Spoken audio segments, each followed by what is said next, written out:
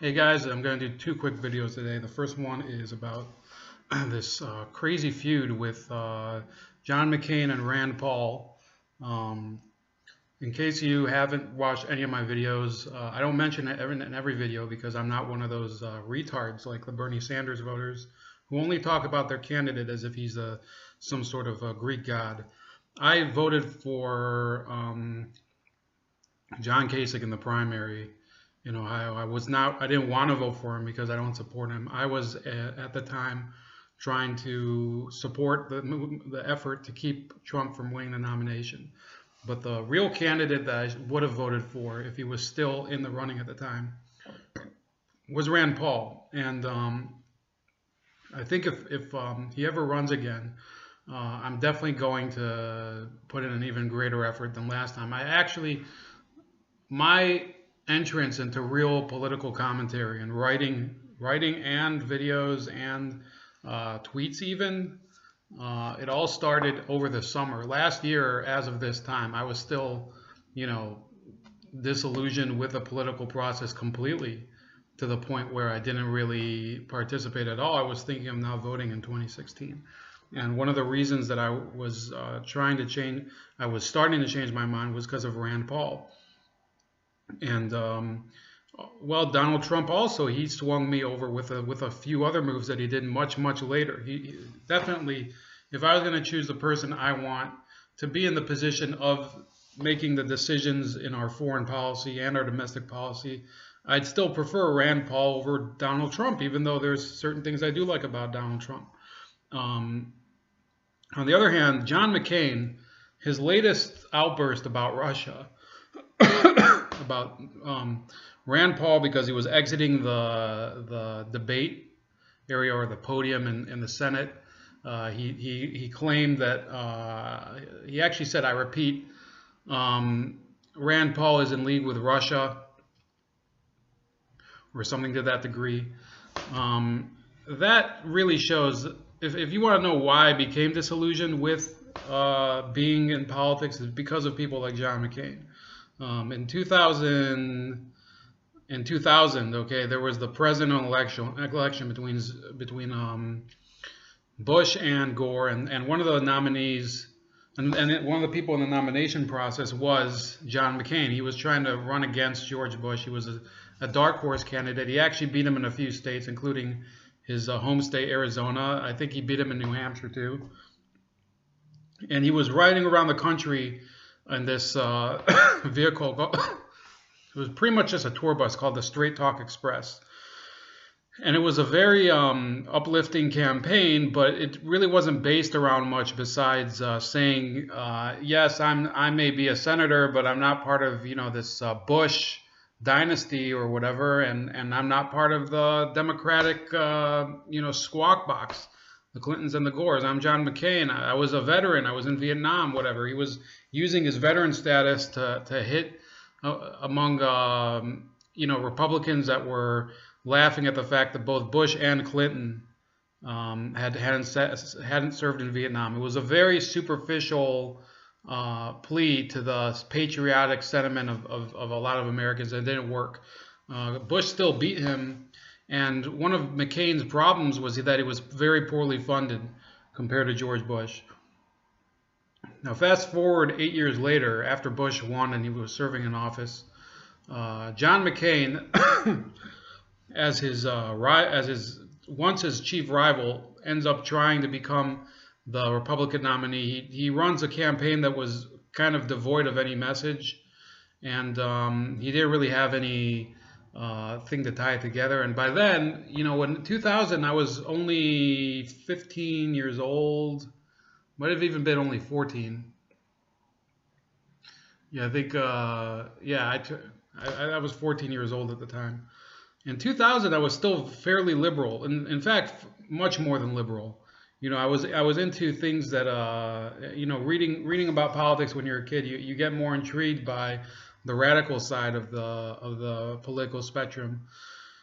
So I was very much against Bush in 2000. By 2008, I'd kind of I'd been through my army service in Israel, and I'd kind of rejected everything that had to do with modern liberalism, meaning liberalism that's based on identity politics and state power. I was disillusioned with it. And John McCain comes along. He didn't refresh anything. He was basically a neoconservative. Even at the time, it was obvious.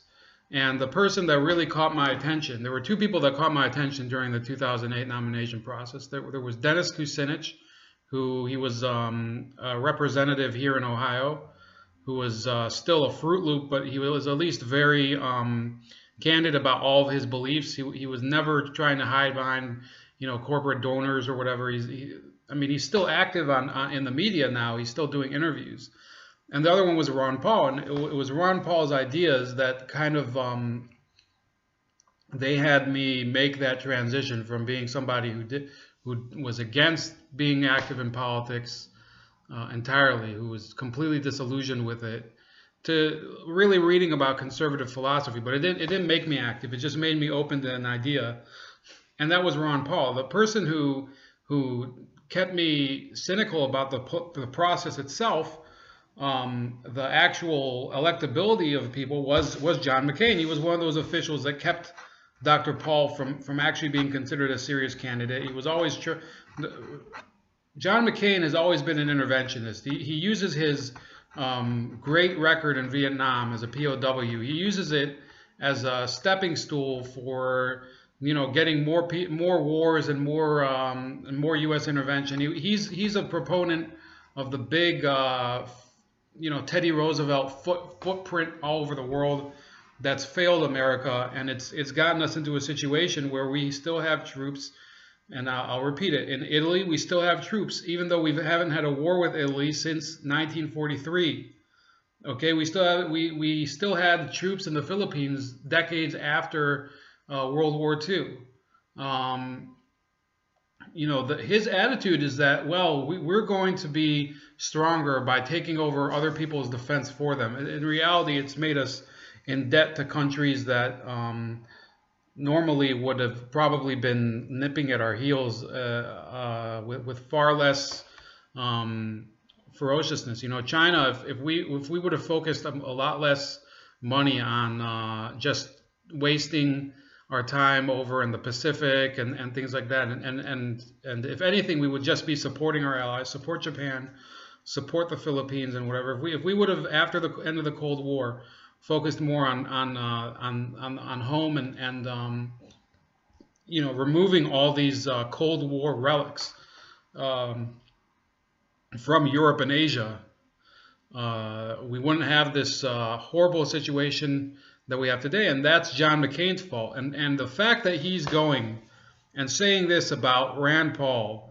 that he's a Russian agent because he was objecting to letting Montenegro into NATO, it shows just how little integrity he has. And I'm not going to be as bitter about it as I am with other officials, because it's John McCain. The guy's so old, it's hard to take him seriously anymore. And with his war record, he always uses it as a mode of avoiding criticism. You know what?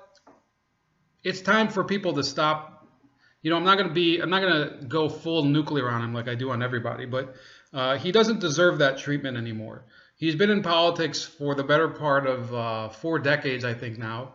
Okay, so the war is behind us, John McCain, and we're done listening to all your crap. You've been fighting Donald Trump harder than you ever fought either President Clinton or President Obama or even President Bush, any of them. Suddenly you have this guy in power who doesn't like you, and you're making all these statements that are basically as if now you're the face of the opposition to President Trump. No, you're not. You're the face of the failure of the party that he successfully took over. The same thing was with Mitt Romney. The Americans did not vote for Trump because he was a GOP candidate. Americans voted for Trump because they were tired of the GOP. And they were afraid of having another 8 years of the Democrats. That's the way that American independence felt. And none of us have any loyalty to you. That's why I didn't vote in 2008. That's why I didn't vote in 2004. You don't represent any of the small government and free market beliefs that we hold to be our philosophy, and Republican establishment people like Michael Medved and Hugh Hewitt, that they're always like, giving him, the benefit of the doubt. It's time to remove the benefit of the doubt. John McCain is a source of nothing but bitterness in the Senate. Okay, and I don't care. Look, you can oppose President Trump. You can say things that are critical of him, but to go and attack another senator who's also probably even more critical of President Trump on the domestic front and on the foreign policy front, he just happens to have the exact opposite opinion as you. He doesn't want to funnel money to terrorist groups like ISIS, which I think is that should just be common sense. That is a sign that we as small government conservatives, we as people that want to end regulations, we want to end this surveillance state, we need to leave that party. The party is nothing but a husk of real political involvement of the people, of conservative people of any stripe.